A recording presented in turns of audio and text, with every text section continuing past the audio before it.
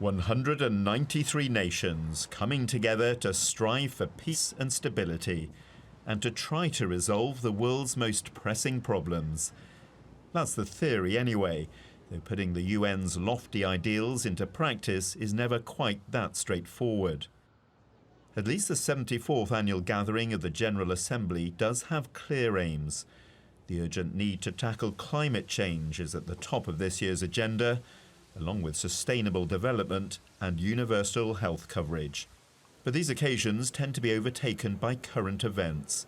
This year, the fallout from the alleged Iranian attack on Saudi oil facilities is expected to dominate proceedings. All eyes will be on the US president. We very well could see a return to aggressive rhetoric towards Iran by President Trump. He will see this as his last best chance to publicly shame Iran before he really gets into his electoral season, certainly on a global stage. The failure of the UN to even come near to bringing an end to the war in Syria could also cast a shadow over the week. And the very institution of the UN itself will be under intense scrutiny amid a growing clamour for reform. The UN, like many bureaucracies, is very, very slow to change.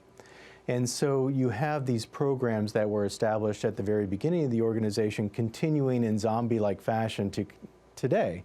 And I think there needs to be a far more concerted effort to reorient the resources that are available to more urgent current priorities rather than some of these legacy programs. Hoping to highlight the relevance of the organization, the UN General Secretary Antonio Guterres has appealed to the leaders to come to New York with concrete plans rather than just grand speeches. The General Assembly is gathering at a time of multiple international tensions, not just Iran and the continuing war in Syria, but issues such as nuclear proliferation, Brexit, the rise of populism.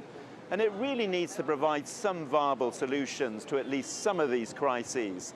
Otherwise, it will give further ammunition to critics who say the multilateral approach to resolving the world's problems has had its day. John Brain, TRT World, New York.